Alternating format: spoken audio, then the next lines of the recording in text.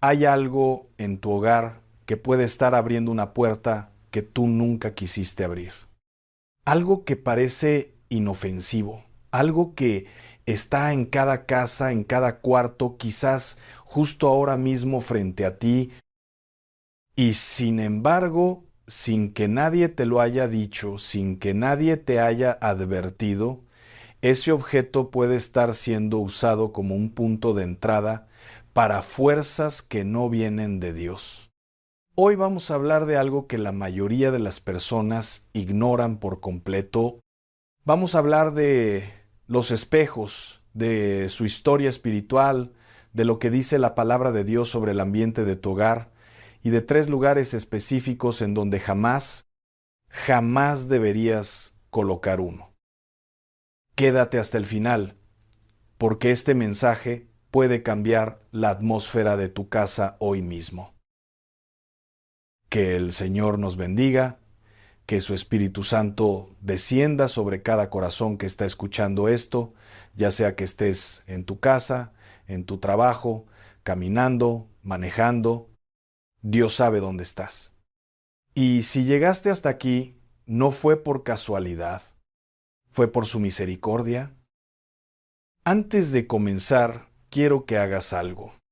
Pon tu mano derecha sobre tu pecho, justo donde late tu corazón, y di en voz alta o en tu interior: Señor, abre mis ojos espirituales, que lo que escuche hoy no quede en mi mente, sino que llegue a lo más profundo de mi alma. En el nombre de Jesús. Amén.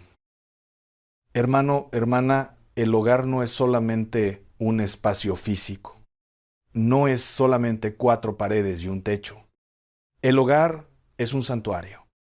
Es el lugar que Dios te dio para que tú y los tuyos vivieran bajo su protección, bajo su cobertura, bajo su paz. Hay un texto bello en el libro de Josué, capítulo 24, versículo 15, donde ese hombre de Dios, ese varón ungido, se para delante de todo el pueblo y declara con una voz que todavía retumba a través de los siglos: En cuanto a mí y a mi casa, nosotros serviremos al Señor. ¿Sabes qué significa eso? Significa que Josué entendió algo que muchos hoy hemos olvidado: que el hogar tiene una autoridad espiritual, que el hogar puede estar bajo la autoridad de Dios o puede estar bajo la influencia de algo que no es de Dios.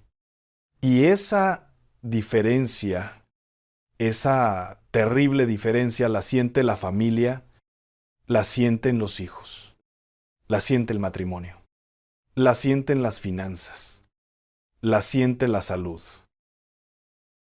Yo sé que hay personas que están escuchando esto y están pasando por un tiempo muy difícil.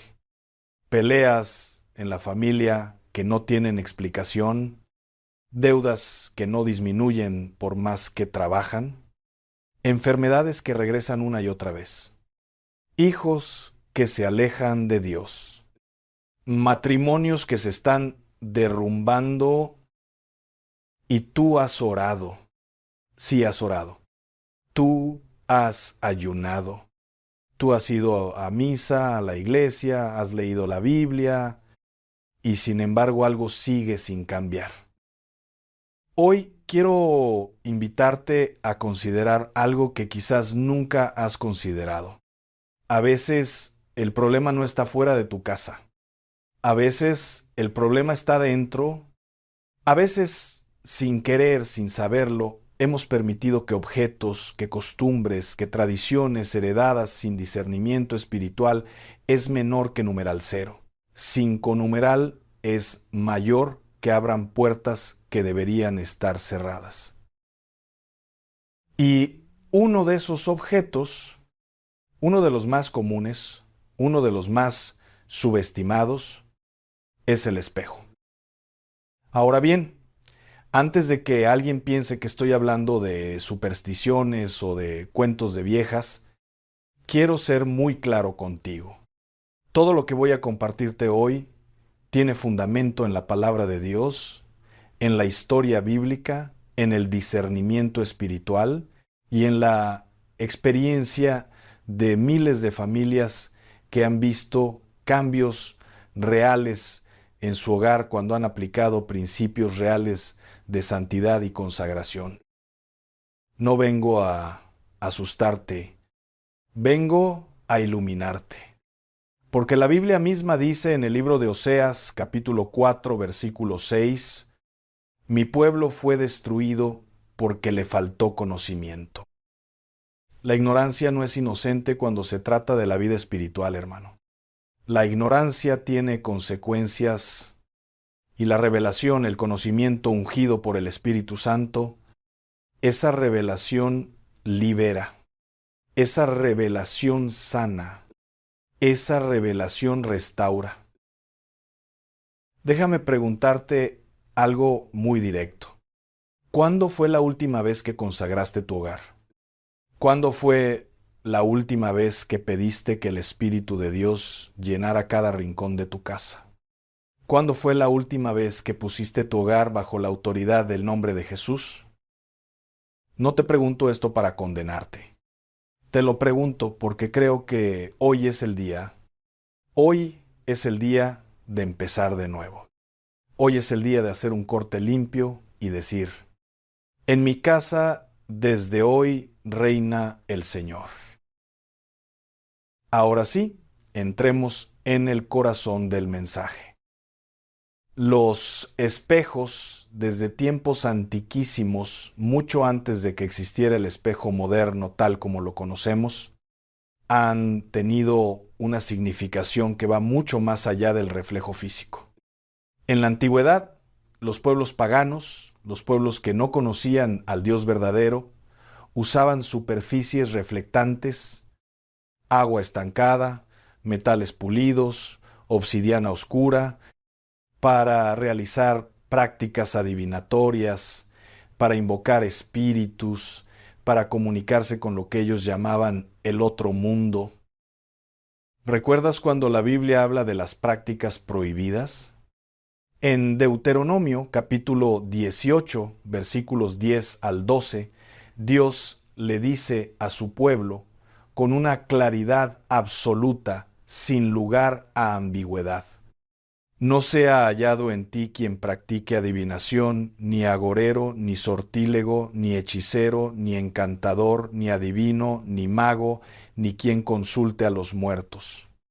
Porque es abominación para el Señor cualquiera que hace estas cosas. Abominación. Esa es la palabra que usa Dios.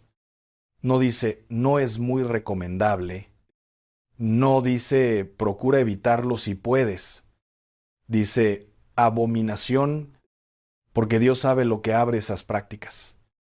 Dios sabe qué tipo de fuerzas se activan cuando el ser humano busca lo oculto, lo tenebroso, lo que está del otro lado de la frontera que Él mismo estableció por amor.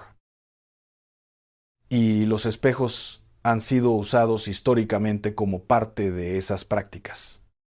En culturas antiguas de África, de Asia, de Mesoamérica, de Europa medieval, los espejos eran vistos como portales, como umbrales entre el mundo visible y el invisible.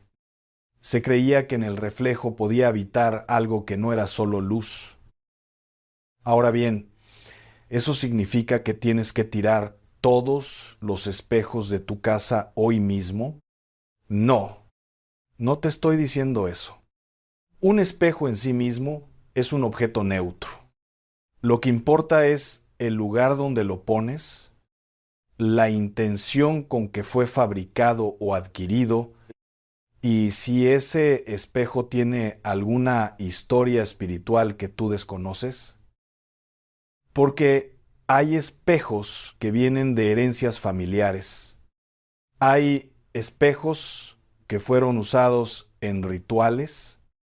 Hay espejos que vinieron de personas que practicaban cosas que no eran de Dios. Y tú los pusiste en tu casa sin saberlo, pero los pusiste. Vamos ahora con los 3 lugares específicos. Y quiero que escuches esto con mucha atención. porque cada uno de estos lugares tiene una razón espiritual y práctica muy profunda.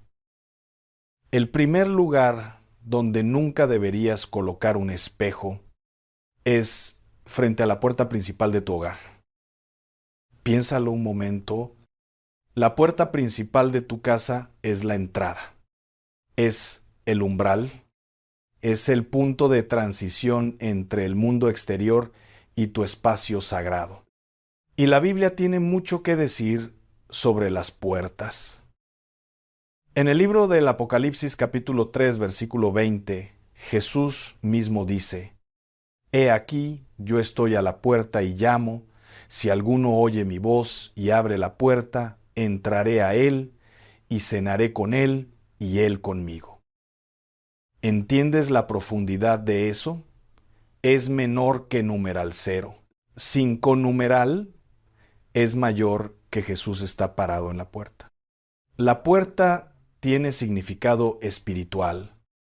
La puerta es el acceso. La puerta es la entrada de la bendición, pero también puede ser la entrada de lo que no es bienvenido. Ahora imagina que frente a esa puerta, justo al abrirla, lo primero que hay es un espejo grande. En muchas tradiciones de energía oscura, en muchas prácticas de brujería y magia, se enseña precisamente que colocar un espejo frente a la puerta regresa la energía que entra. Pero hermano, hermana, aquí está el problema espiritual. Si hay un espejo bloqueando la entrada, simbólicamente estás rechazando también la visita de lo divino. Estás poniendo una barrera en el umbral de tu hogar. Pero hay algo más. Cuando una persona entra a tu casa y lo primero que ve es su propio reflejo, en muchas culturas con raíces ocultistas, ese momento de ver tu reflejo sin esperarlo era usado como momento de captura espiritual. ¿Sabes cuántas personas visitan tu casa con cargas espirituales? ¿Sabes cuántos de ellos traen consigo espíritus de envidia, de amargura, de maldición?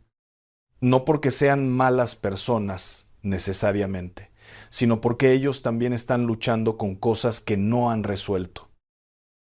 Y ese espejo frente a la puerta puede estar atrapando y multiplicando esas cargas dentro de tu hogar.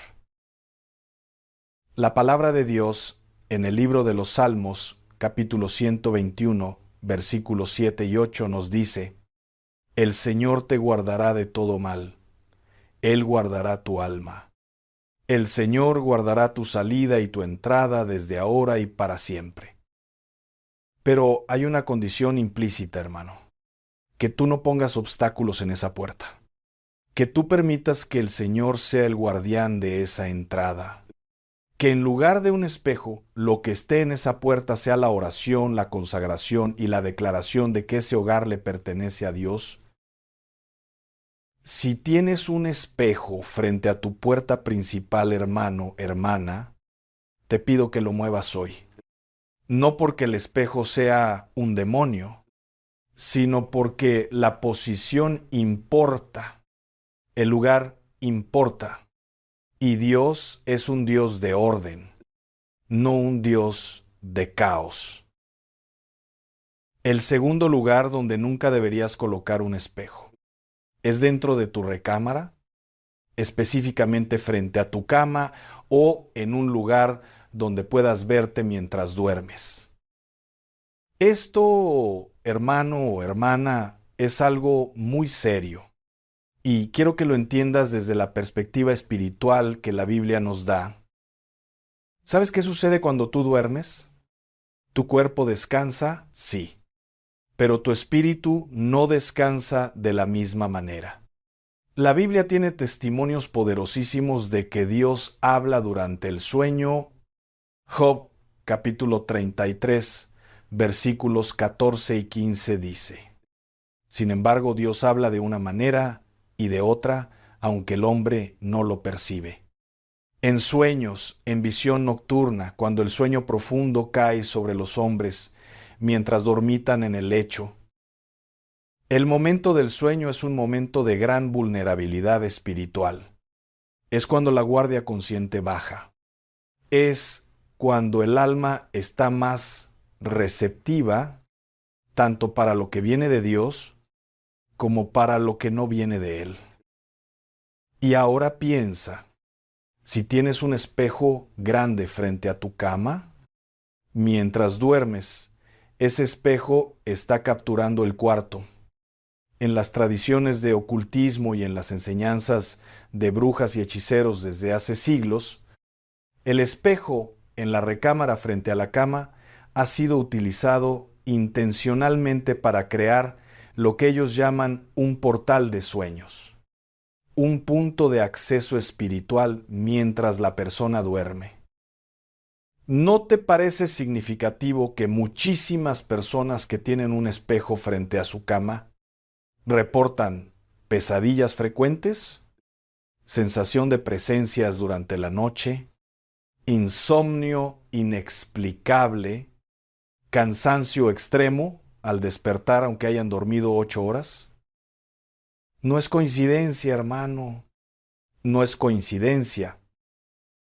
El apóstol Pedro en su primera carta, capítulo 5, versículo 8, nos advierte: sed sobrios y velad, porque vuestro adversario el diablo, como león rugiente, anda alrededor buscando a quien devorar. El enemigo no descansa. El enemigo busca momentos de vulnerabilidad.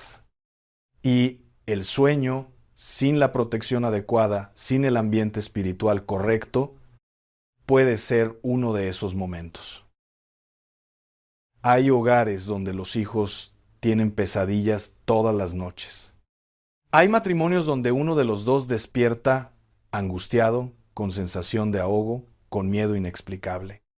Y cuando se revisa el cuarto, hay un espejo enorme frente a la cama. Un espejo heredado de los abuelos. Un espejo que quién sabe qué historia tiene. Hermano, no te digo que tires el espejo. Te digo que lo muevas, cámbialo de lugar. Ponlo donde sea funcional sin que esté frente a tu cama mientras duermes. Y si tienes dudas sobre la historia de ese espejo, si fue heredado de alguien que practicaba cosas oscuras, hermano, deshaz de él, sin miedo, sin lástima, porque nada material vale más que la paz de tu hogar y la tranquilidad espiritual de tu familia. Y antes de pasar al tercer lugar, quiero que recuerdes algo fundamental. La Biblia habla en Éxodo capítulo 12 sobre la noche de la Pascua, cuando Dios dijo a su pueblo que colocaran sangre en los dinteles y postes de sus puertas. ¿Por qué sangre? ¿Por qué en las puertas? Porque Dios entiende que los puntos de acceso espiritual de un hogar son reales. Son reales. Y Él mismo le enseñó a su pueblo a protegerlos de manera espiritual. Hoy nosotros no ponemos sangre de cordero porque Jesucristo es el cordero definitivo y su sangre fue derramada de una vez y para siempre. Pero sí podemos y debemos consagrar nuestros hogares. Sí podemos y debemos poner el nombre de Jesús como guardián de cada puerta, de cada ventana, de cada cuarto, de cada recoveco de nuestra casa.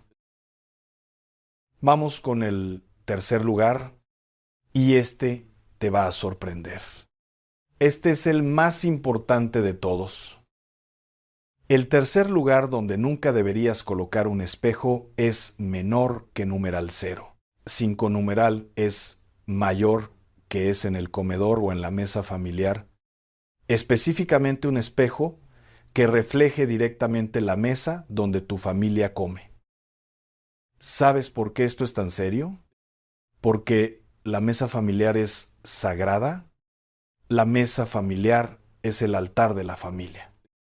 Es el lugar donde la familia se reúne, donde comparte el pan, donde habla, donde ríe, donde llora, donde se reconcilia, donde se construye la unidad del hogar.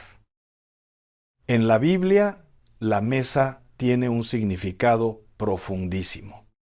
El Salmo 23, ese salmo que todos conocemos, dice: aderezas mesa delante de mí en presencia de mis angustiadores. ¿Entiendes lo que dice? Dios mismo prepara la mesa para sus hijos. La mesa es un lugar de provisión divina. La mesa es un lugar de encuentro con Dios y con la familia.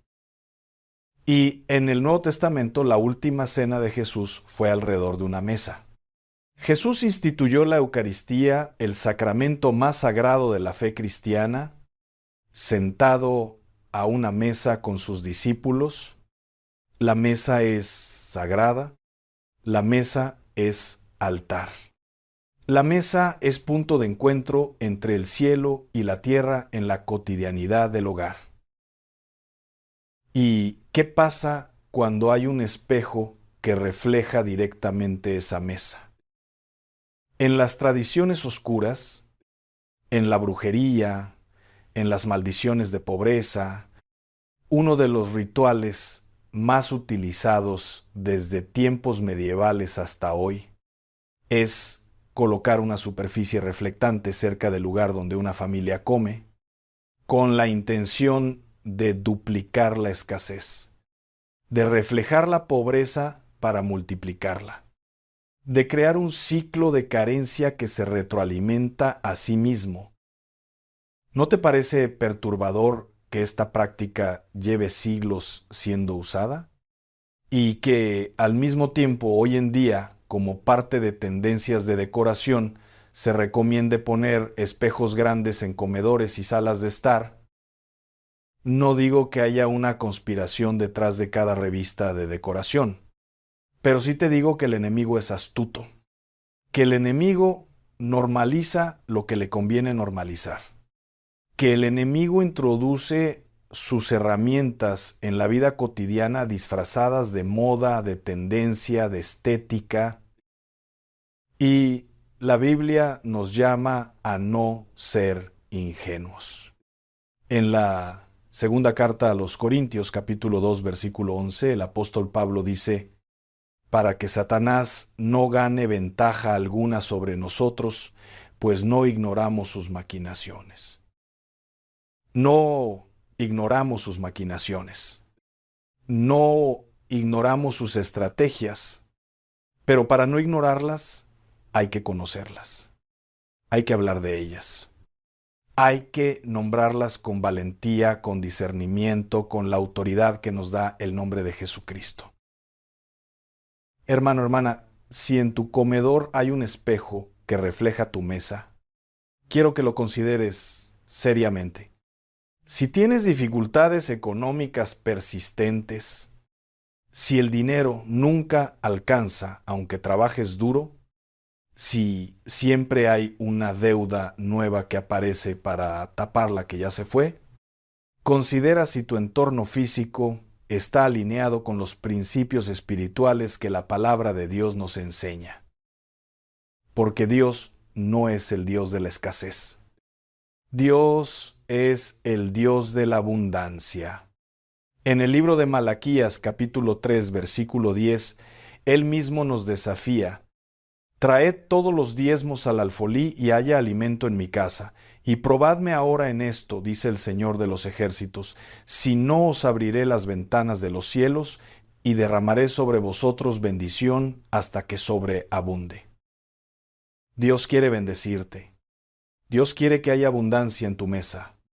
Dios quiere que tu familia coma, que tu familia prospere, que tu familia no pase necesidades, pero necesitamos cooperar con esa voluntad divina, no solamente en lo espiritual, sino también en lo práctico. También en cómo organizamos, cómo disponemos, cómo consagramos nuestro espacio físico. Quiero hacer un paréntesis aquí porque siento que el Espíritu Santo me lo pide. Hay alguien que está escuchando esto y que lleva años batallando con la pobreza. No es falta de trabajo, no es falta de esfuerzo, no es falta de inteligencia. trabajas, te esfuerzas, eres una persona capaz y sin embargo el dinero se escapa como agua entre los dedos. Las facturas siempre superan los ingresos. Cuando crees que ya lo lograste, algo se rompe, algo se pierde, algo falla. Y yo quiero decirte algo hoy, con toda la autoridad que me da la palabra de Dios. Puede haber una maldición de pobreza operando sobre tu familia, no como condena definitiva, sino como una cadena que fue puesta, quizás antes de que tú nacieras, quizás por decisiones de tus padres o de tus abuelos, es menor que numeral 0. 5 numeral es mayor que quizás por objetos que entraron a tu hogar sin discernimiento y que nadie ha roto todavía. Pero escúchame bien, esa cadena puede romperse. Esa maldición puede ser cortada porque en Gálatas capítulo 3 versículo 13 la Biblia es absolutamente clara. Cristo nos redimió de la maldición de la ley, hecho por nosotros maldición. Porque está escrito, maldito todo el que es colgado en un madero. Cristo pagó el precio. Cristo ya rompió la maldición. Lo que necesitas tú es apropiarte de esa victoria, declarar sobre tu vida y sobre tu hogar lo que Él ya compró con su sangre y al mismo tiempo hacer los ajustes prácticos necesarios para que tu ambiente físico no siga actuando como un imán para lo contrario de lo que Dios quiere para ti. Bien, ya hablamos de los 3 lugares: frente a la puerta principal, frente a la cama en tu recámara, frente a la mesa del comedor. Pero ahora quiero hablarte de algo que es igualmente importante. ¿Qué hacer con los espejos que ya tienes? ¿Cómo consagrar tu hogar después de escuchar esto? ¿Cómo hacer un corte espiritual real? Lo primero es el arrepentimiento. No el arrepentimiento de culpa, sino el arrepentimiento de dirección. En griego, la palabra arrepentimiento es metanoia, que significa literalmente cambio de mente, cambio de dirección. Y hoy, antes de mover un solo espejo, antes de cambiar un solo objeto de lugar, el primer paso es pararte delante de Dios y decir es menor que numeral 0. 5 numeral es mayor que Señor, yo no sabía. Pero ahora que sé, decido cambiar, decido ordenar mi casa bajo tu autoridad. Decido que cada rincón de mi hogar esté bajo tu dominio. Eso tiene un poder enorme. No lo subestimes. La declaración de arrepentimiento y de intención delante de Dios activa el cielo. Mueve ángeles. Cierra puertas. Abre caminos. Lo segundo es la consagración. Ve cuarto por cuarto, espacio por espacio y ora en voz alta. No tienes que tener un lenguaje complicado. No necesitas ser teólogo. Puedes decir con tus propias palabras: Señor Jesús, consagro este cuarto a ti. En tu nombre ordeno que todo espíritu que no venga de Dios salga de este espacio ahora mismo. Declaro que este hogar es un santuario del Espíritu Santo. Que la paz de Dios que sobrepasa todo entendimiento llene cada rincón de esta casa. Puedes ungir con aceite las puertas, las ventanas, los umbrales. El aceite de oliva bendecido es un símbolo poderoso del Espíritu Santo en las Escrituras.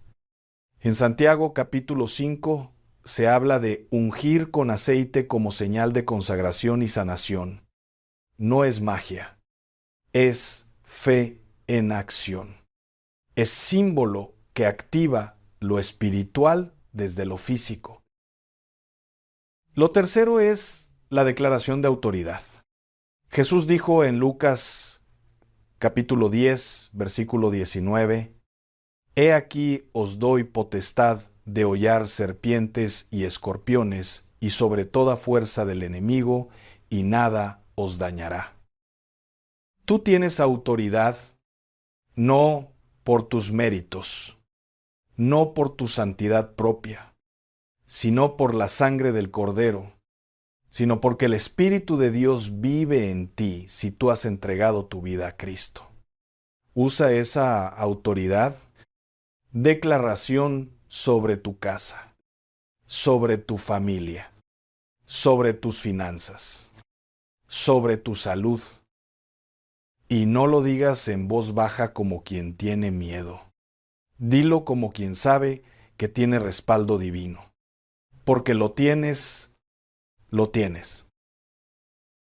Ahora quiero hablarte de algo que muy pocas personas consideran: los espejos heredados. Tienes en tu casa un espejo que fue de tus abuelos, de tus bisabuelos, de un familiar que ya falleció. Un espejo que llegó a tu casa como parte de una herencia o como regalo de alguien cuya historia espiritual tú no conoces bien. Hermano, hermana, los objetos pueden cargar historia espiritual. Los objetos pueden ser vehículos de bendición o de maldición, dependiendo de qué fue hecho con ellos, qué fue declarado sobre ellos, qué tipo de fuerzas fueron invocadas en su presencia. La Biblia habla de esto en el libro de los Hechos, capítulo 19, versículos 18 al 20. Cuando el Evangelio llegó a Éfeso con todo su poder, muchos de los que habían creído llegaban, confesaban y declaraban sus hechos. Asimismo, muchos de los que habían practicado la magia trajeron los libros y los quemaron delante de todos. Y hecha la cuenta de su precio, hallaron que eran 50,000 piezas de plata. ¿Entiendes lo que hicieron? Es menor que numeral 0. 5 numeral es mayor que no vendieron los libros. No los prestaron. No los guardaron por si acaso. Los quemaron. Porque entendieron que esos objetos tenían una carga espiritual que era incompatible con la nueva vida en Cristo. Hoy no te digo que quemes tus muebles, pero sí te digo que si tienes objetos en tu casa cuya historia espiritual es oscura o dudosa, tienes la autoridad y la responsabilidad de sacarlos de tu hogar. Con calma, con discernimiento, sin histeria, pero sin miedo. El hogar limpio es el hogar que prospera. El hogar consagrado es el hogar que tiene paz. El hogar que está bajo la autoridad de Dios es el hogar donde el enemigo no tiene acceso. Déjame compartirte algo que sucedió con una familia que llevaba años en una situación económica desesperada. El padre trabajaba doble turno. La madre hacía lo que podía. Y sin embargo las deudas crecían. Las peleas en el matrimonio eran constantes. Los hijos tenían pesadillas. Había una atmósfera de pesadez, de angustia, de tristeza que nadie podía explicar. Un día alguien les habló de la importancia de consagrar su hogar. Y cuando empezaron a revisar los objetos de su casa con discernimiento espiritual, encontraron en el comedor un espejo enorme que había sido de la abuela materna, una mujer que, según la familia, consultaba espiritistas y practicaba rituales de limpia. Ese espejo llevaba 20 años en el comedor de esa familia, reflejando la mesa, reflejando las comidas, reflejando la pobreza, reflejando las peleas. Cuando lo sacaron de la casa, cuando consagraron el espacio, cuando oraron y declararon la autoridad de Cristo sobre su hogar, las cosas empezaron a cambiar. No de manera mágica de un día para otro, porque Dios no es un mago de circo, sino de manera real, progresiva, sostenida. La paz volvió. Las finanzas se estabilizaron. Los hijos dejaron de tener pesadillas. El matrimonio encontró un nuevo aire. ¿Fue solo por el espejo? No. Fue por el conjunto, el arrepentimiento, la consagración, la oración, la autoridad declarada y el acto concreto de eliminar el punto de entrada espiritual. Todo eso junto, así opera Dios en lo espiritual y en lo práctico al mismo tiempo. Porque nuestro Dios no es un Dios que se queda solo en lo abstracto, en lo teórico, en lo invisible.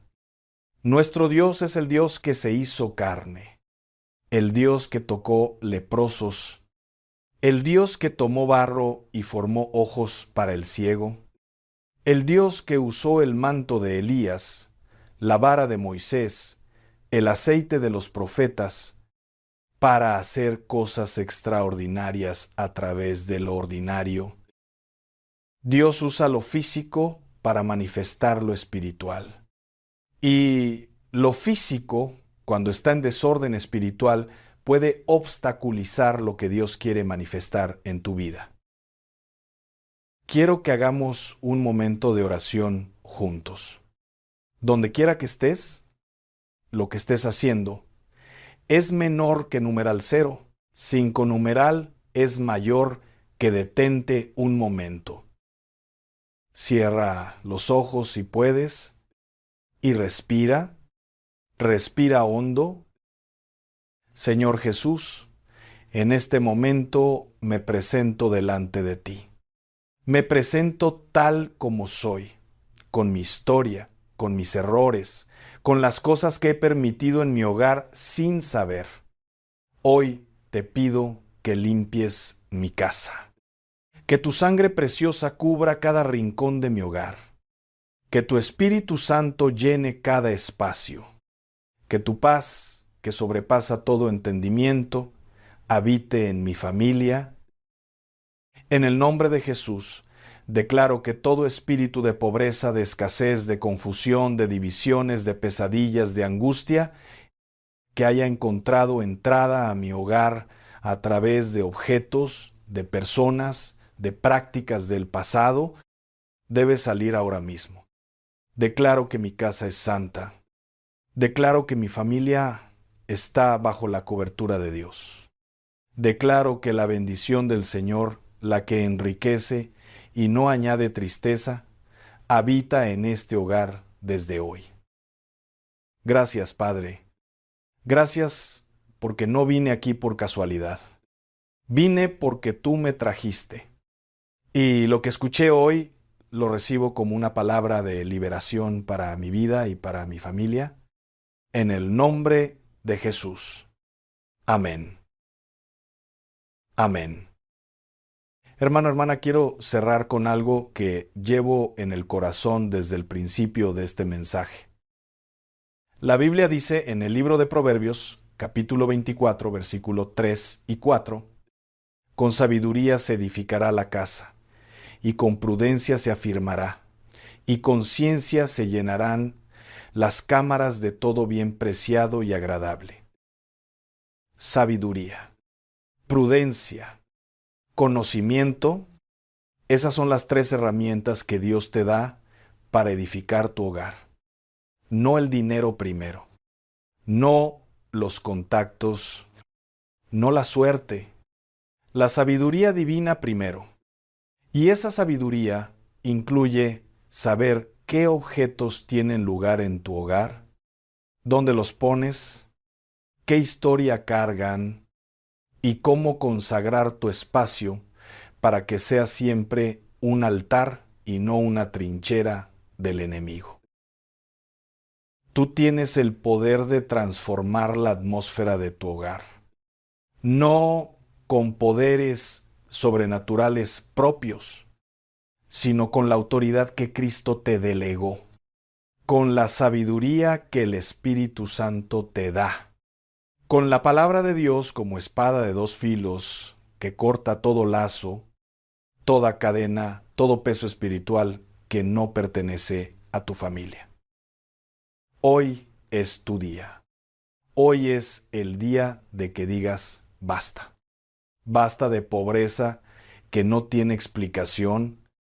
Basta de peleas que no tienen origen claro. Basta de pesadillas.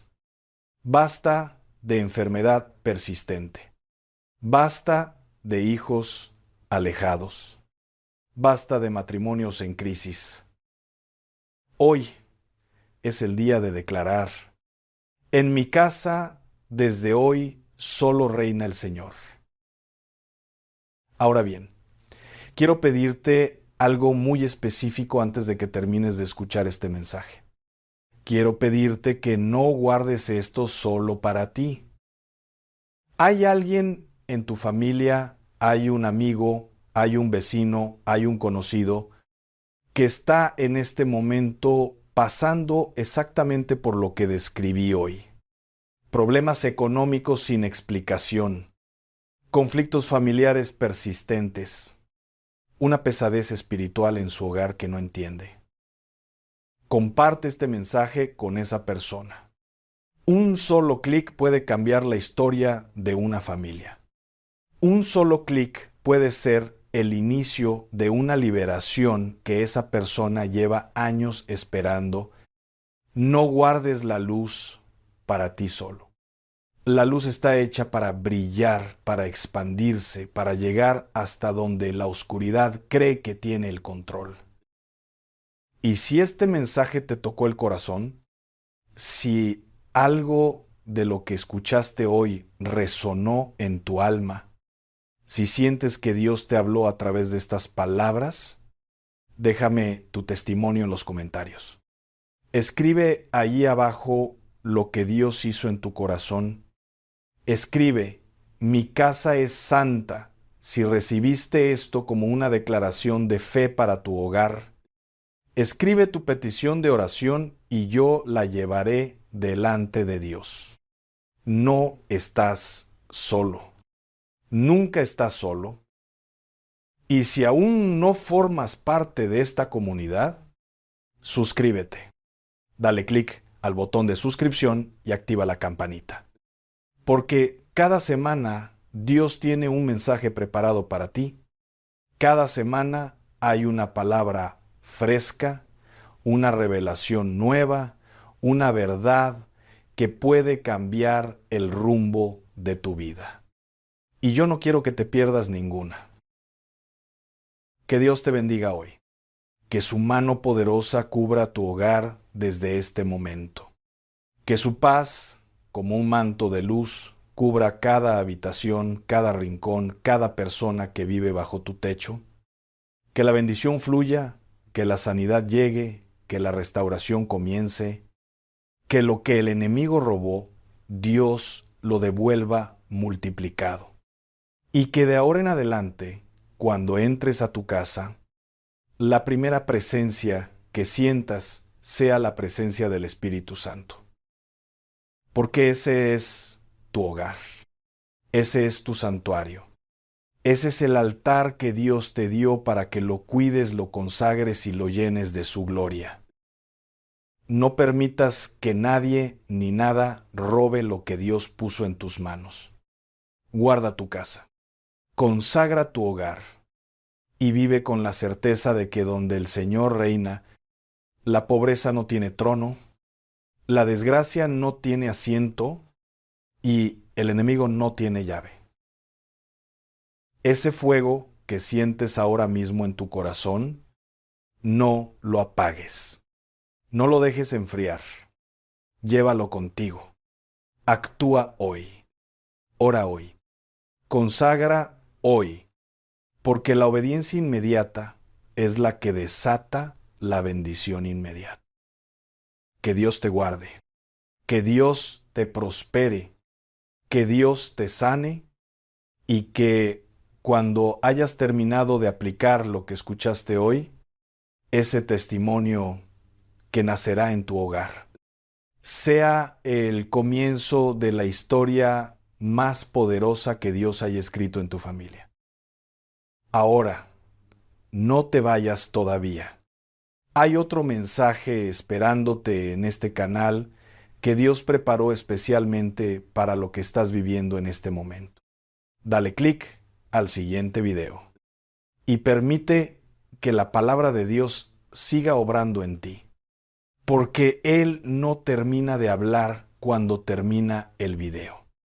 Él sigue hablando hasta que la transformación es completa. Tu hogar es sagrado.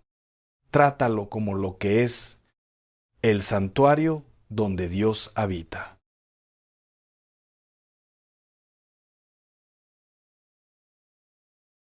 Hay personas que llevan años esperando una señal de Dios. Años clamando, años orando, años mirando al cielo, preguntando cuándo va a ser mi momento. Y hoy el Señor me mandó a buscarte, porque lo que vas a escuchar en los próximos minutos no es una prédica más. Es la respuesta que tu alma ha estado esperando. Quédate, porque Dios está a punto de hablarte directamente al corazón. Permíteme comenzar con algo que quizás nunca te habían dicho así, con estas palabras, con esta claridad. Dios no se ha olvidado de ti. Nunca. Ni un solo segundo de tu vida ha pasado sin que sus ojos estuvieran puestos sobre ti. El Salmo 139 lo dice con una ternura que rompe el alma. Señor, tú me examinas y me conoces. Sabes cuándo me siento y cuándo me levanto. Aún a la distancia me lees el pensamiento. Dios conoce cada pensamiento tuyo, cada lágrima que has derramado en silencio, cada noche que te fuiste a dormir con el corazón apretado, preguntándote si acaso Él te estaba escuchando. Si te escuchaba, siempre te ha escuchado. Pero entonces, ¿por qué el silencio? ¿Por qué esa sensación de que Dios no contesta, de que el cielo está cerrado, de que tus oraciones rebotan en el techo y no llegan a ningún lado? Hoy vamos a entrar a esa pregunta. No de manera superficial, no con respuestas vacías ni con frases bonitas que suenan bien pero no tocan nada. Vamos a entrar con la palabra viva y eficaz, con el bisturí del Espíritu Santo, es menor que numeral 0. 5 numeral es mayor que hasta llegar al lugar donde duele. Y también hasta el lugar donde sana. Mira, hay algo que el mundo moderno ha distorsionado profundamente en la manera en que entendemos a Dios. Vivimos en la era de lo instantáneo. El café instantáneo, la comida rápida, los resultados inmediatos. Y sin darnos cuenta, hemos querido meter a Dios dentro de esa lógica. Oramos hoy y esperamos que mañana ya esté resuelto. Ayunamos 3 días y esperamos que al 4.º día llegue la bendición envuelta con moño. Y cuando eso no sucede, cuando el milagro no llega en el tiempo que nosotros calculamos, empezamos a dudar. ¿Será que Dios no me quiere a mí? ¿Será que mis pecados son demasiado grandes? ¿Será que simplemente no soy digno? Hermano, hermana, necesito que escuches esto con toda la atención de tu espíritu. El silencio de Dios no es abandono. El silencio de Dios es preparación. Y esa diferencia lo cambia todo. Quiero llevarte a la historia de un hombre que conoció ese silencio mejor que nadie. Un hombre que fue ungido, prometido, escogido por Dios desde joven y que, sin embargo, pasó años enteros en el desierto, huyendo, escondido en cuevas, perseguido como un criminal. Me refiero a David. El rey David, el hombre conforme al corazón de Dios. El profeta Samuel lo ungió como rey cuando era apenas un muchacho que cuidaba ovejas. Lo ungió con aceite, lo llamó por su nombre. Y el Espíritu de Dios vino sobre él desde aquel día. ¿Y sabes cuántos años pasaron entre esa unción y el momento en que David se sentó realmente en el trono?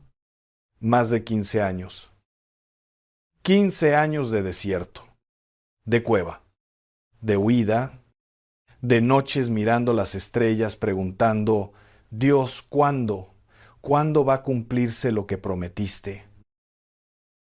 Y en esos años, en ese silencio aparente, Dios estaba trabajando no en las circunstancias, estaba trabajando en el hombre. Porque Dios no puede poner una corona sobre una cabeza que no está lista para cargarla. No puede poner un trono bajo alguien que aún no sabe reinar sobre sus propias emociones. No puede soltar una bendición monumental sobre manos que aún no han aprendido a sostenerla con humildad. Y ahí está la primera razón por la que Dios no te ha llamado todavía. No porque no quiera, sino porque te ama demasiado para mandarte antes de tiempo. Piénsalo así. Si tú tienes un hijo y ese hijo tiene 5 años y te pide que le des las llaves del carro para manejar, ¿qué haces? No le das las llaves no porque no lo amas, sino precisamente porque lo amas, sabes que eso lo destruiría. Y Dios, que es el Padre perfecto, el Padre que todo lo sabe, el que conoce el final desde el principio. A veces te dice, todavía no, como el acto de amor más profundo que puede hacer por ti.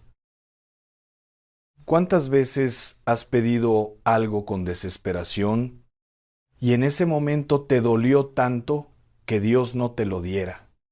Y años después, mirando hacia atrás, ¿diste gracias de que no te lo dio?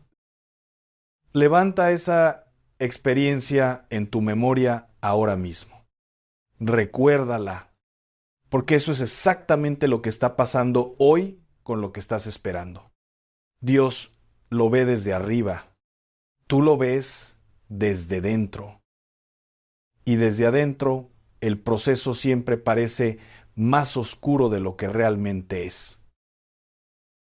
Ahora quiero hablarte de algo que pocas veces se dice con tanta claridad en los púlpitos.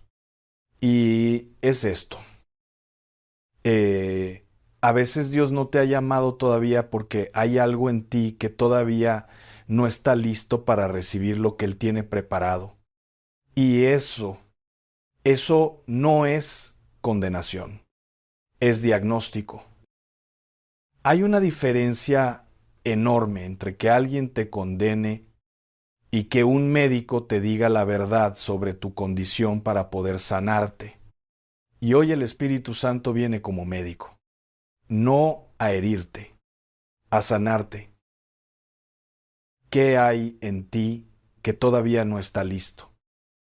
Puede ser la soberbia, esa tendencia a querer la bendición, pero no al Señor de la bendición. Querer el milagro, pero no al Dios del milagro. Querer la prosperidad, la sanidad, la restauración, como si fueran productos que se compran en una tienda, sin una relación real, sin entrega, sin rendición. Y Dios no es una máquina expendedora de bendiciones. Dios es un Padre que quiere que lo conozcas a Él, no solo a sus manos, a su corazón. El profeta Jeremías lo escribió con palabras que el tiempo no ha podido borrar. Me buscaréis y me hallaréis, porque me buscaréis de todo vuestro corazón, de todo el corazón, no de media hora el domingo, no cuando la vida se pone difícil y necesitas algo urgente, de todo el corazón, con totalidad, con entrega, con esa clase de búsqueda desesperada que no descansa hasta encontrarlo.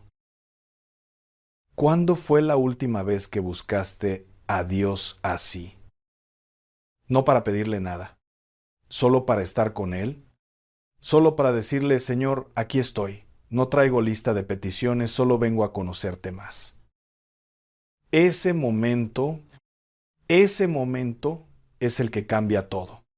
Porque cuando dejas de correr detrás de la bendición y empiezas a correr detrás del que bendice, algo en el cielo se mueve. Algo se desencadena. Algo que no puede explicarse con lógica humana. Quiero contarte algo de la vida de Moisés, uno de los hombres más extraordinarios que jamás ha caminado sobre la tierra. Un libertador, un profeta, un hombre que habló con Dios cara a cara como habla un hombre con su amigo. Pero antes de que Dios lo llamara en la zarza ardiente, antes de que le dijera, Moisés, ve, yo te envío al faraón. ¿Sabes cuántos años estuvo Moisés en el desierto? 40 años. 40. 4 décadas cuidando ovejas en Madián, lejos del palacio donde creció, es menor que numeral 0. 5 numeral es mayor que lejos de la influencia y el poder, lejos de todo lo que el mundo consideraría relevante para alguien con semejante destino. ¿Y qué estaba haciendo Dios en esos 40 años? Estaba sacando de Moisés al príncipe de Egipto para meter en él al siervo de Dios. Estaba despojándolo del orgullo del palacio. Estaba humillándolo en el silencio del desierto. Estaba enseñándole paciencia, dependencia, escucha, porque el hombre que Dios necesitaba para liberar a Israel no podía ser el Moisés impulsivo que mató a un egipcio en un arrebato de ira. Tenía que ser el Moisés quebrantado, manso, el que la Biblia describe como el más manso de todos los hombres sobre la tierra. El desierto no fue el castigo de Moisés, fue su aula. Y quizás el desierto que estás viviendo tú ahora mismo no es tu castigo, es tu preparación. Hay algo que el desierto hace que ninguna otra escuela puede hacer. El desierto te quita las ilusiones, te quita las máscaras, te quita esa capa de religiosidad superficial que muchas veces usamos para aparentar que todo está bien cuando por dentro estamos muertos. En el desierto no puedes fingir. En el desierto eres tú y Dios. Solo tú y Dios. Y en ese encuentro desnudo, en esa vulnerabilidad absoluta, es donde Dios puede hacer su obra más profunda en el alma humana. Job lo entendió de la manera más dolorosa. Job era un hombre íntegro, recto, que temía a Dios y se apartaba del mal. La Biblia misma da ese testimonio de él. Y sin embargo, perdió todo: sus hijos, su hacienda, su salud. Quedó sentado en cenizas, raspándose las llagas con un tiesto. Sus amigos vinieron a consolarlo diciéndole que seguramente había pecado, que Dios lo estaba castigando, que algo había hecho mal. Y Job, en medio de su dolor, clamó: ojalá supiera dónde hallarlo, iría hasta su trono. Job no entendía lo que estaba pasando, pero siguió buscando a Dios en el silencio, Siguió hablándole aunque el cielo parecía de bronce. Y al final Dios apareció. Y no solo restauró lo que Job había perdido, lo multiplicó por 2. ¿Por qué te cuento esto? Porque quiero que entiendas que el silencio de Dios no significa que Él esté ausente. Significa que está trabajando en lo que no puedes ver todavía. Está moviendo piezas en el tablero espiritual que tus ojos naturales no alcanzan a percibir. Está preparando personas que todavía no conoces. Está alineando circunstancias que todavía no existen en el plano visible. Está edificando en lo oculto lo que un día va a manifestarse en lo público. Y mientras Él hace todo eso, te pide que confíes. Que confíes sin ver, que confíes sin entender, que confíes cuando duele, que confíes cuando no tiene sentido, que confíes cuando todo a tu alrededor te dice que Dios se olvidó de ti. Eso es lo que la Biblia llama fe. La carta a los Hebreos la define así. Es la certeza de lo que se espera, la convicción de lo que no se ve. La certeza, no la esperanza vaga, no el ojalá.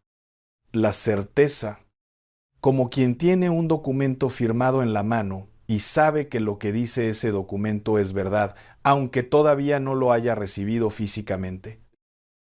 La palabra de Dios es ese documento y cada promesa que Él ha puesto en tu corazón ya tiene su firma. Ahora bien, hay otra razón por la que Dios a veces demora su llamado en tu vida. Y esta es quizás la más incómoda de escuchar, pero el amor verdadero no te dice lo que quieres escuchar, te dice lo que necesitas escuchar. Y es esta. A veces Dios espera, porque hay desobediencia en un área de tu vida que tú todavía no has querido entregar. No tienes que ser un gran pecador para vivir en desobediencia. A veces la desobediencia es sutil. Es esa voz del Espíritu Santo que te dice, perdona a esa persona. Y tú contestas, sí, Señor, pero es que lo que me hizo fue muy grave. Es esa voz que te dice, reconcíliate con tu familia. Y tú dices, ya lo haré, pero todavía no. Es esa voz que te llama a orar de madrugada, a diezmar con fidelidad, a servir en el lugar donde Dios te puso, a soltar ese hábito que sabes que no está bien. Y tú sigues negociando, posponiendo, condicionando. La obediencia a medias no produce bendición completa. No puedes estar a medias con Dios y esperar resultados enteros. Él es un Dios de totalidad. Amad al Señor tu Dios con todo tu corazón, con toda tu alma, con toda tu mente y con todas tus fuerzas. Todo, no el 80%, no el que me conviene. Todo. Y cuando hay un área de desobediencia, esa área se convierte en un tapón, como cuando una tubería está bloqueada en un punto. El agua quiere fluir, la presión existe, el suministro está disponible, pero no puede pasar porque hay algo obstruyendo el flujo. Dios quiere derramar su bendición sobre ti. Quiere moverte, usarte, llamarte, comisionarte, pero si hay obstrucción en el canal, el flujo se detiene. ¿Qué es lo que Dios te ha estado pidiendo que hagas y tú no has hecho? Detente un momento ahí. No sigas escuchando. Párate respira y pregúntate con honestidad, ¿qué me ha pedido Dios que todavía no he entregado? Porque esa es la llave.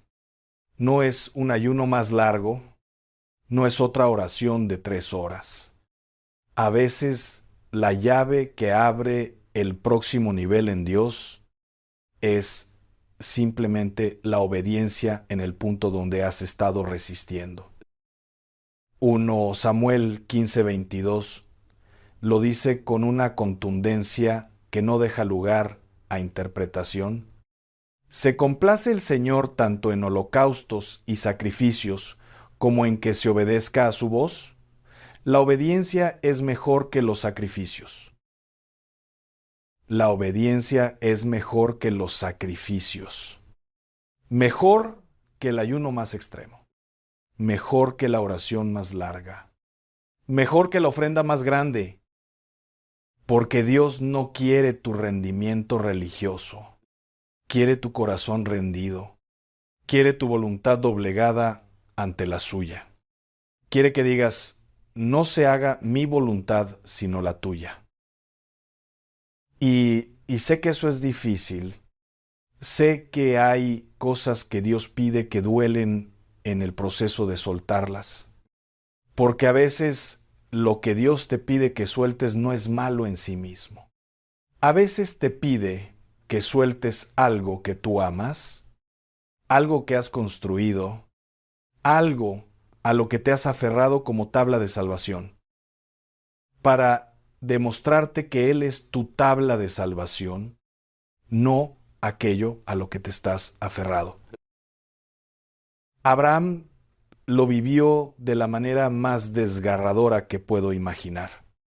Esperó 25 años para tener a Isaac. 25 años de fe, de espera, de oraciones, de dudas, de volver a creer, y finalmente el hijo de la promesa nació. Y cuando ese hijo tenía ya edad, cuando era el centro de la vida de Abraham, cuando en ese niño estaba cifrado todo el futuro de un pueblo, Dios le dijo, tómalo y ofrécemelo en holocausto. ¿Puedes imaginar esa noche? Abraham, acostado, mirando al techo, con ese mandato resonando en su interior, ¿cómo durmió? ¿Cómo se levantó al día siguiente? ¿Cómo miró a Isaac a los ojos mientras ensillaban el asno y se dirigían al monte? La Biblia dice algo extraordinario de ese momento. Dice que Abraham se levantó de mañana temprano, no dudó, no negoció, no buscó una salida alternativa. Se levantó y obedeció. ¿Por qué? Porque Abraham había llegado a un lugar de fe tan profundo que sabía que Dios, aunque lo pidiera, era capaz de resucitarlo. Hebreos 11 lo explica. Consideró que Dios era poderoso para levantar aún de entre los muertos.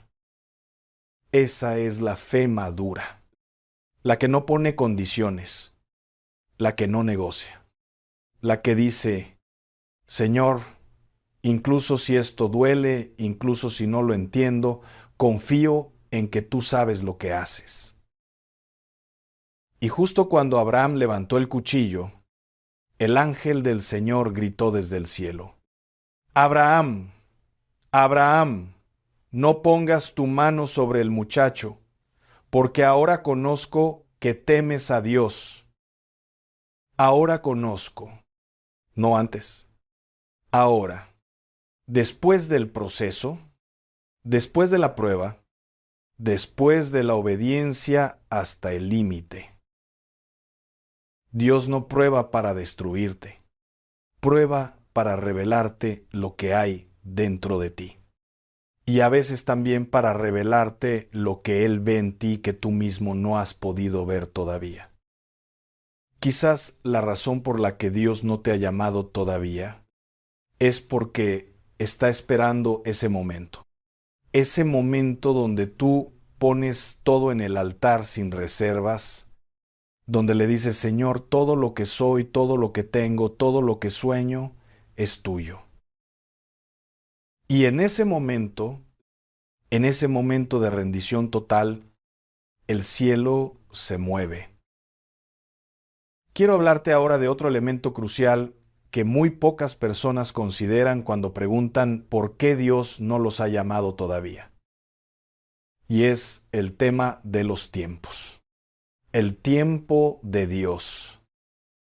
En el original hebreo de las Escrituras existen dos palabras para hablar del tiempo. Cronos, que es el tiempo cronológico, el que miden los relojes y los calendarios, y por kairos, que es el tiempo oportuno, el momento perfecto, el instante que Dios elige para actuar. Y Dios no opera en por cronos, Dios opera en por kairos. Cuando llegó la plenitud del tiempo, así dice la carta a los Gálatas hablando de la venida de Cristo. Cuando llegó la plenitud del tiempo, Dios envió a su Hijo. La plenitud, el momento exacto. Ni un año antes, ni un año después. En el instante preciso en que todas las condiciones espirituales, históricas y proféticas estaban alineadas, Dios actuó. Y lo mismo aplica a tu vida. Hay un porkairos por para ti. Hay un momento de plenitud que Dios está preparando. Un instante donde todo va a converger. Tu preparación, su provisión, el corazón de las personas que necesitan lo que tú llevas, las puertas que deben estar abiertas. Todo va a coincidir en ese instante. Y cuando llegue ese momento, no habrá nada que pueda detenerlo, ni los hombres, ni las circunstancias, ni el diablo mismo. Porque lo que Dios determina, nadie lo detiene. Isaías 46, 10. Yo anuncio el fin desde el principio, digo, mi consejo permanecerá y haré todo lo que quiero. Todo lo que Dios quiere se cumple, sin excepción, sin condición, sin posibilidad de falla. Entonces, ¿qué haces mientras esperas ese porkairos? Esta es la parte práctica. Esto es lo que Dios te pide en el tiempo de espera. Primero, sirve donde estás. No esperes el gran ministerio para empezar a servir. No esperes el gran trabajo para empezar a ser fiel. No esperes la gran plataforma para empezar a honrar a Dios. Jesús lo dijo con una claridad que no admite vuelta. El que es fiel en lo poco, también lo será en lo mucho. Dios está mirando lo que haces con lo que tienes hoy, no lo que harías si tuvieras más, lo que haces con lo que tienes hoy, en el lugar pequeño, en el momento sin aplausos, en la tarea que nadie ve. José fue fiel en la cisterna, fue fiel en la casa de Potifar, fue fiel en la cárcel. En cada estación de espera, José seguía siendo el mismo hombre, íntegro, dedicado, excelente. Y Dios lo vio en cada estación. Y cuando llegó el momento del palacio, el palacio solo fue la manifestación pública de lo que ya había sido formado en privado. Lo que eres en el proceso es lo que serás en el resultado. No hay atajos en el carácter. No hay saltos en la formación espiritual. El carácter se forma en el fuego, en la espera, en las noches oscuras, en los momentos donde nadie te aplaude y tú sigues siendo fiel. Segundo, alimenta tu fe con la palabra. La fe viene por el oír, por el oír la palabra de Dios, Romanos 10:17, y eso significa que si quieres mantener viva la fe en el tiempo de espera, tienes que seguir alimentándola. La fe no se mantiene sola. La fe que no se alimenta se debilita. La fe que no se ejercita se atrofia. Necesitas la palabra de Dios todos los días, no como tarea religiosa, como el pan que necesitas para vivir. No solo de pan vivirá el hombre, sino de toda palabra que sale de la boca de Dios. Hay personas que llevan meses, años de espera y me preguntan por qué su fe está tan débil. Y cuando hablo con ellas, me doy cuenta de que llevan semanas sin abrir la Biblia.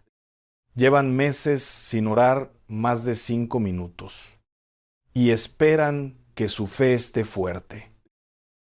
Hermano, hermana, un atleta que no entrena no puede competir. Un músico que no practica no puede actuar. Y un creyente que no se alimenta de la palabra no puede sostener la fe en los momentos de presión. Tercero, mantén la gratitud encendida. Sé que es difícil ser agradecido cuando estás en medio del desierto. Sé que es difícil dar gracias cuando el dolor es real, pero la gratitud es una de las herramientas espirituales más poderosas que existe. La gratitud abre portales. La gratitud desbloquea lo que el desánimo cierra. Dad gracias en todo, porque esta es la voluntad de Dios para vosotros en Cristo Jesús. En todo, no solo en los momentos buenos. En todo. Porque cuando das gracias en medio de la prueba, estás declarando algo poderoso. Estás declarando que confías en que Dios tiene el control aunque tú no lo veas. Estás declarando que su carácter es bueno aunque las circunstancias no parezcan buenas. ¿Estás declarando que el final de tu historia ya fue escrito por Dios? Y ese final es bueno. Jeremías 29:11. Porque yo sé muy bien los planes que tengo para ustedes, planes de bienestar y no de calamidad, para darles un futuro y una esperanza. Planes de bienestar, planes de futuro, planes de esperanza. Ese es el Dios que tienes, no un Dios que goza en verte sufrir, no un Dios que disfruta teniéndote en espera, un Dios cuyo corazón arde con planes buenos para ti, planes que quizás tú no puedes ver todavía, pero que existen, que están escritos, que tienen tu nombre. Y ahora quiero decirte algo que puede que sea lo más importante de todo lo que hemos hablado hoy. Escúchame bien. Hay momentos en que el silencio de Dios no es porque no te haya llamado todavía, es porque ya te llamó y tú no lo has escuchado. ¿Cuántas veces ha hablado Dios a tu corazón y tú lo has atribuido a tu propia imaginación? ¿Cuántas veces ha puesto un sueño en ti y tú lo has desechado como si fuera imposible? ¿Cuántas veces ha puesto una persona en tu camino, una circunstancia, una puerta abierta, y tú has mirado para otro lado porque el miedo era más grande que la fe? Dios habla en el silencio de la madrugada, habla a través de la escritura que salía viva ante tus ojos. Habla a través del consejo de un siervo de Dios. Habla a través de esa inquietud profunda en tu espíritu que no te deja tranquilo. El problema no siempre es que Dios no habla. A veces el problema es que vivimos tan ruidosamente que no podemos escucharlo. Las pantallas, las redes sociales, el entretenimiento constante, la agenda sobresaturada, el ruido eterno. Y en medio de todo ese ruido, la voz de Dios, que es quieta y apacible, se pierde. 1 Reyes 19 nos muestra que cuando Dios se le apareció a Elías en el monte Horeb, no vino en el viento recio, no vino en el terremoto, no vino en el fuego, vino en una voz suave y delicada. ¿Tienes espacio en tu vida para esa voz suave y delicada? ¿O el ruido lo ha llenado todo? Una de las cosas más revolucionarias que puedes hacer en tu vida espiritual es simplemente crear silencio. Silencio real. Silencio intencional. Apartar un tiempo cada día donde no hay pantallas, no hay música, no hay voces externas. Solo tú y Dios. Solo tu alma desnuda ante su presencia. Y en ese silencio empezarás a escuchar cosas que nunca antes habías podido escuchar. El Salmo 46:10 dice: Estad quietos y conoced que yo soy Dios. Estad quietos es un mandato, no una sugerencia. Estate quieto. Calla, detente y conoce. Conoce que Él es Dios. Porque en la quietud su realidad se vuelve más real que cualquier problema, más grande que cualquier montaña, más poderosa que cualquier circunstancia. Y quiero cerrar este tiempo con algo que me parece profundamente hermoso.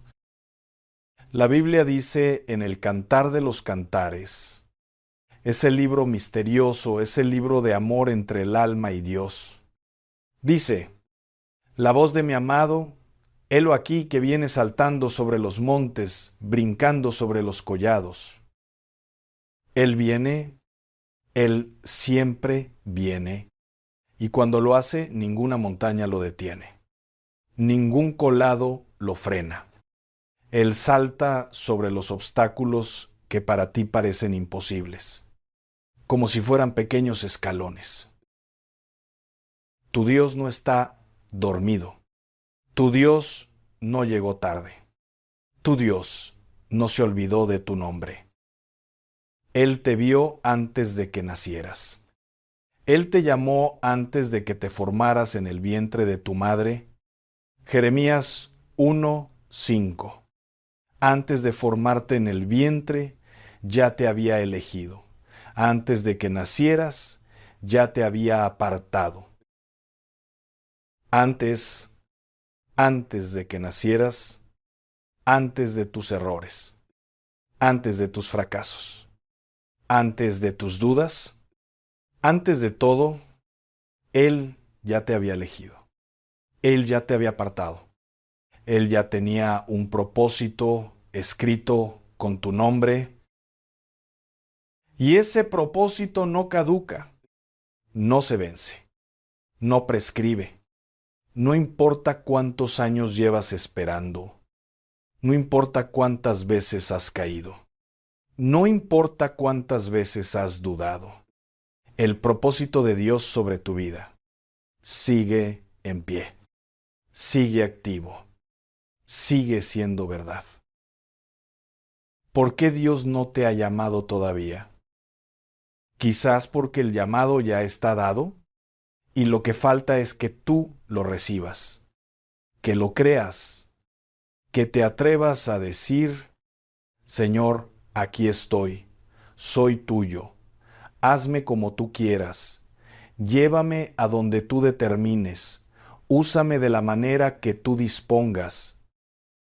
Ese es el momento, ese es el instante donde el cielo y la tierra se encuentran. Ese es el por kairos, porque Dios ha estado esperando. No es el momento cuando hayas limpiado todo tu pasado. No es el momento cuando seas perfecto. No es el momento cuando te sientas digno. Es ahora exactamente como estás. Con tus heridas, con tus preguntas, con tu cansancio, con tu fe, aunque sea del tamaño de un grano de mostaza. Dios no usa a los que están listos. Dios prepara a los que están disponibles. Hermano, hermana, quiero pedirte algo muy especial ahora mismo. Quiero pedirte que hagas una pausa real. Después de que este mensaje termine, no vayas corriendo al siguiente video, no agarres el teléfono de inmediato, no saltes a la siguiente actividad, quédate en silencio.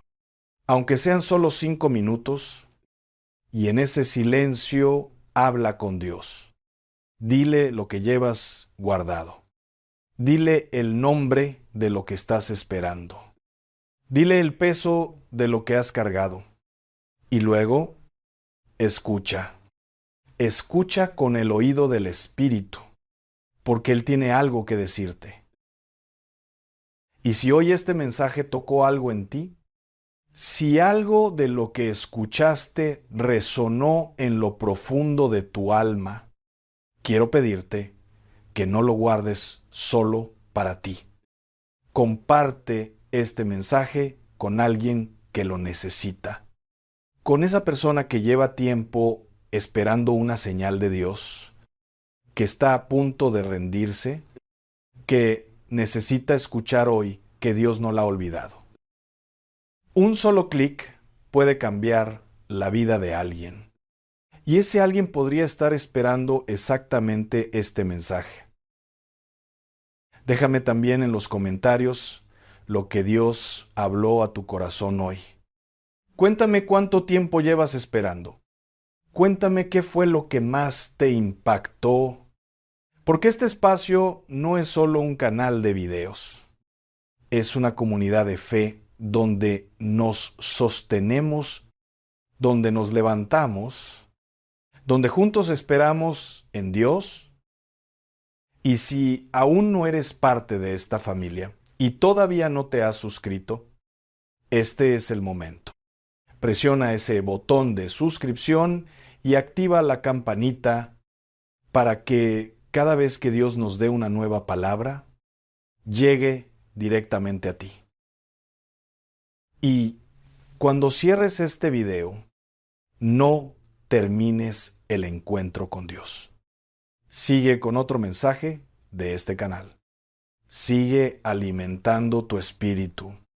Sigue recibiendo, porque lo que Dios comenzó hoy en ti, quiere continuar.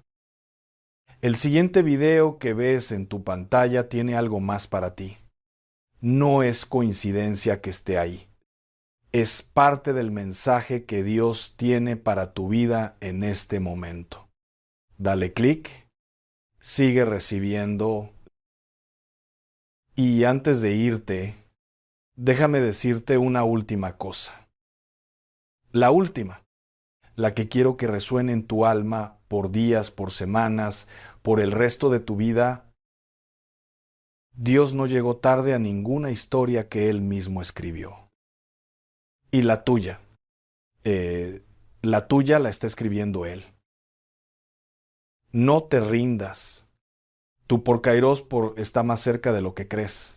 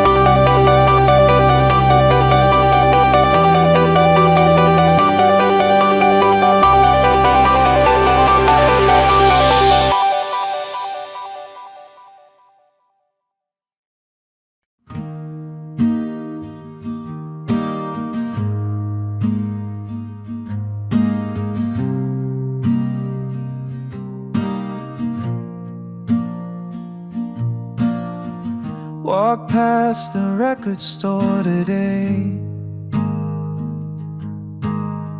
still hear our voices drift and play. You laugh like the world was soft and slow. Now it's just echoes I used to know. We were second-hand stars burning out in borrowed cars, talking big beneath small skies, living truths and little lies. I still keep your note in my coat, fading words I never wrote.